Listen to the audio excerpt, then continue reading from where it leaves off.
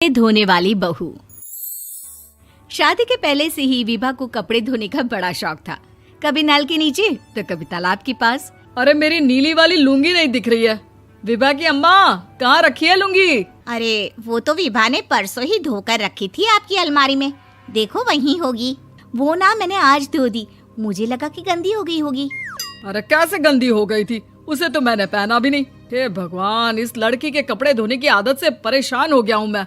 जितना तो घर में राशन नहीं आता, उससे कहीं ज्यादा डिटर्जेंट पाउडर का खर्चा है। इसकी शादी करवा दो, शादी। जाए अपने घर में ही करे काम, फिर चाहे घर के कपड़े धोने हो या पूरे गांव के। हाँ ठीक बोल रही हो, देखता हूँ मैं कोई लड़का। वो दिन भी आ जाता है जब विभा को देखने लड़के वाले आ जाते हैं। लड़की मुझे अच्छी लगी। होने वाली सास कहती है, बेटी अगर कुछ पूछना है तो पूछ लो। वैसे तो हमारी लड़की बहुत ही शर्मीली है, जो बोल दो वो मान लेती है, इसे क्या पूछना होगा।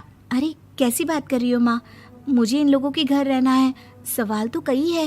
हाँ हाँ बेटा, पूछ लो ना, क्या पूछना है। आप लोगों के घर कपड़े कौन धोता है? सास का मुंह बन जाता है।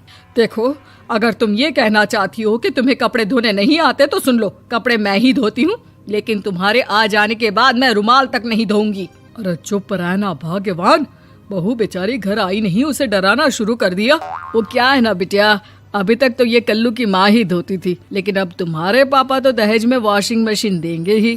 तभी विभा की माँ बोल पड़ती है, सवाल भी पूछा तो क्या। वैसे भाई साहब, मशीन की तो फिर भी कपड़े धोने की कैपेसिटी होती है। मतलब जो बिटिया दे रहे हैं ना विभा, इसे कपड़े धोने का बहुत शौक है। ये आप लोगों के क्या, आस पड़ोस गांव मोहल्ले सबके कपड़े धो दे और उफ तक ना करे। बाहर देखा नहीं आपने कितने कपड़े सूख रहे हैं? सब हमारी बिटिया ने ही तो धोए हैं। बस भी करो ना माँ, शर्म आ रही इतनी तारीफ सुनकर। और तो और एक दाग निकाल कर दिखाओ तो मान जाऊं। हाँ अच्छा अच्छा, माफ करना बेटा, मैंने गलत समझा। हमें तो रिश्ता बहुत पसंद है। और ऐसे जुड़ जाता है रिश्ता कपड़े धोने का शौक रखने वाली विभा का। उसकी शादी हो जाती है कोयला फैक्ट्री में काम करने वाले कल्लू के साथ। शादी के बाद अचानक विभा चिल्लाती हुई सास के पास आती है। सासू माँ, अरे सासू माँ कहाँ है आप? ये तो धोखा है, धोखा दिया आप लोगों ने मुझे। इसे ससुर के चक्कर के बारे में पता चल गया। अरे तो उसमें तुझे क्यों धोखा मिला है? अरे नल में पानी नहीं आता, कपड़े कैसे कब धुलेंगे? अच्छा अच्छा, तू पानी नहीं आ रहा उसकी बात कर रही है। तो आपने क्या सोचा? कुछ नहीं। अच्छा, तेरी माँ ने कहा था कि कपड़े धोने का शौक है तुझे, याद आया मुझे। शौक शौक बोलकर कपड़े धोने वाले मेरे जुनून को कम ना आके सासू माँ, कपड़ा धोना मेरा गुरूर है। तभी पति भी वहाँ आ जाता है। अभी अभी मैंने इसे सनी देओल की फिल्म दिखाई है, उसी के डायलॉग मार रही है माँ। अच्छा सुन, साफ साफ बता रही हूँ, पानी सुबह 4 से 6 और शाम को 10 से 12 आता है, समझी? विभा टाइमिंग सुनकर हैरान हो जाती है। ये क्या भूतों का मोहल्ला है? सुबह 4 बजे उठकर कौन कपड़े धोता है? 4 बजे टंकी में पानी जाता है, फिर सारा दिन धोना ना, किसने मना किया? अरे कैसी बात कर रही हैं? 200 लीटर की टंकी में कितने कपड़े धो लूंगी मैं? सुबह ही उठ जाऊंगी मैं। अब क्या था, विभा सुबह 4 से लेकर रात के 12 बजे तक कपड़े ही धोती रहती। एक रोज सास पड़ोस से निकलकर कहीं जा रही होती है कि साथ वाली कहती है, हाँ कल्लू की माँ, जरा ये बताओ कि 2 साड़ी है, 2 ब्लाउज और एक पेटीकोट और एक नाड़े वाला लंबा कच्छा। हाँ तो? अरे तो क्या, कितना लोगी धुलाई ये बताओ। धोबन दिख रहे हैं हम क्या? हमारे पति सरकारी नौकरी से अभी अभी रिटायर हुए हैं और बेटा सुपरवाइजर है कोयला फैक्ट्री में। धोबन समझ रखा है हमें। हाय रे कल्लू की अम्मा, माफ कर दो, वो तो मोहल्ले में यही सब बता रहे थे कि तुमने बहू को कपड़ा धुलवाने के काम में लगा दिया है। सास को पड़ोसन की बात सुनकर गुस्सा आ जाता है। वो घर पहुंचती है जहां घर के बाहर ही इतने सारे कपड़े सूख रहे होते हैं जितने कि किसी धोबन के घर पर। अरे ओ कल्लू की दुल्हन, बाहर निकल।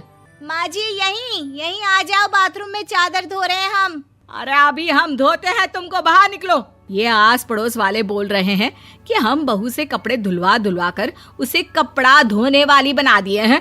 अरे छोड़ो ना माँ जी, किन लोगों की बातों में आती हो? आस पास के लोगों का तो काम ही होता है कि वो किसी तरह सास बहू को लड़ा दे। बहू सारे घर के कपड़े धोती है, ये क्या कम है? बोलिए। सास को भी लग जाता है कि वो बहू का ये सनकीपन नहीं छुड़वा सकती, इससे अच्छा है कि खुद ही चुप हो जाए।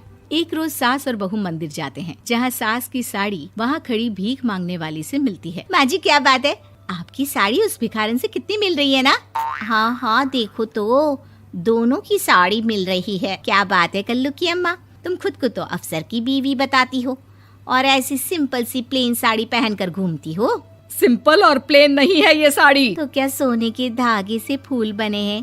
कुछ भी सासू माँ, कुछ भी। हाँ बने थे इस साड़ी में सोने के धागे से फूल। मेरे पति लेकर आए थे मद्रास से स्पेशली मेरे लिए 10,000 की। ताहे भाई साहब इस भिखारन के लिए भी सेम टू सेम साड़ी लेकर आए होंगे 10,000 की। सास उस वक्त तो कुछ नहीं कहती, लेकिन बहू के साथ घर आती है और अलमारी से एल्बम निकाल कर लाती है। ये साड़ी देख रही है, ये वही साड़ी है जिसे मैंने अभी पहना था। इस साड़ी में ये जो चमकदार फूल दिख रहे हैं ना, ये सोने के धागों से काढ़े गए हैं। लेकिन तू लोकल वॉशिंग मशीन ब्रश से घिस घिस कर सारे फूलों को निकाल कर साड़ी प्लेन कर दी।